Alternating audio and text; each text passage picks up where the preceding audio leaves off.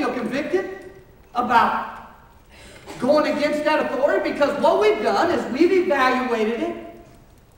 We've looked at it, and it makes absolutely no sense to me. I mean, why wouldn't the government, if they had any sense at all, allow this to be a deduction? Why wouldn't they? Why wouldn't my parent, if they had any sense to them at all, allow me to be an hour out over my curfew? Why wouldn't? Why wouldn't? Why wouldn't? We take that rule and we evaluate the what. That's the first line of defense that we go to. Now, if we were just talking about 5 miles an hour over a speed limit, if we were just talking about a half hour past our curfew, that would be one thing. But this idea, this topic, incorporates a huge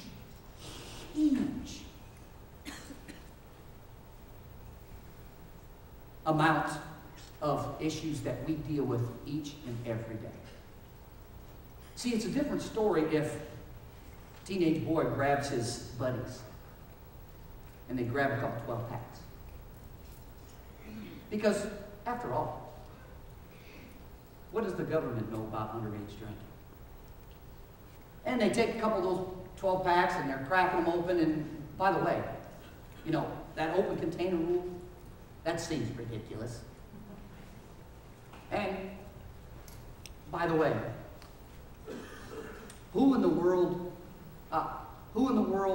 would think that me or these teenage boys, you know, I'm not like any other teenage boys. I can handle this. We can handle this.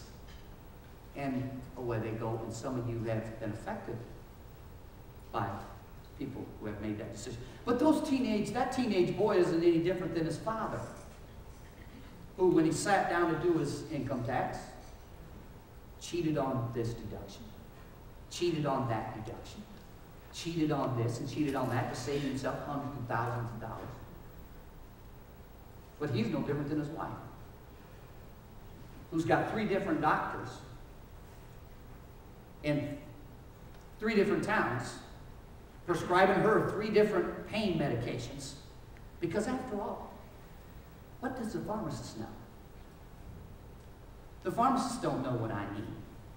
I've got a little bit more pain than the rest of those in whom he's describing. So do you see how this whole idea of evaluating the what, this whole idea of I'll take one rule at a time and I'll evaluate it. And I'll line it up with whether it makes sense to me or whether it doesn't.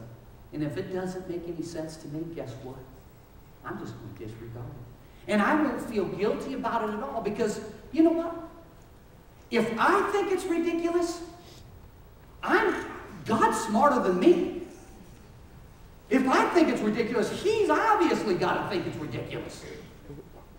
So why should I feel guilty about it if God agrees with my decision as to breaking this rule?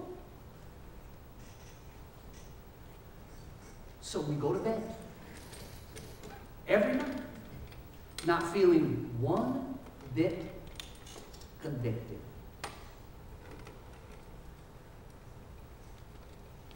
When it comes to authority, we like to evaluate the what. And if it makes sense for us to disregard it, we'll just disregard it. But here's the deal. When it comes to the Scriptures, we see a different paradigm. We see, whereas the twist says, just evaluate the what, God says, no. What we need to evaluate is the who. That's what we need to evaluate. In Romans chapter 13, we see where Paul is writing this letter to the Romans, and this is where it gets good. Okay? This is where we reveal the twist and we reveal the truth about that twist. Okay? Paul is writing to the Romans in Rome. Now, what makes this very, very interesting as to what he says is the context in which he's writing these verses. Now, if any of you know anything about the context of Rome around 64, 65, 70 A.D., the authority at this time was Nero. Nero was the emperor of Rome when Paul writes this letter to the Romans. Now, if you know anything about Nero and the Christians, it's not a great time to be a Christian. Okay? At least in Rome. Because you know what Nero was doing? Nero was just a Hitler before Hitler's time. Nero was a maniac. Nero burnt half of Rome down and blamed it on the Christians. So he had no remorse about taking the Christians and tar and feathering them and then lighting them on fire at night at a stake in his gardens to light up so he could see his gardens at night. Nero had no problem taking Christians that he had outlawed, as a matter of fact, at that point, and putting animal skins on them, and then having dogs come and maul them to death. You see, so it's not, you get the picture? It's not the greatest time in the world to be a Christian in Rome. And then Paul, in Romans chapter 13, verse 1, he writes this verse. He says, everyone must submit himself to the governing authorities, for there is no authority except that which God has established. Okay, let's back up a little bit. Everyone, that means all of us, everyone must submit himself to the governing authorities. Okay, now, you as well as them have to be thinking right now, okay, now that can't be true. He must be talking about the spiritual authorities, the rabbis, the whoever at that time. No, not at all. And we'll find out a little further on about illustrations and things that he did. He's talking about all authorities. You've got to be kidding me. Even Nero? Even Nero.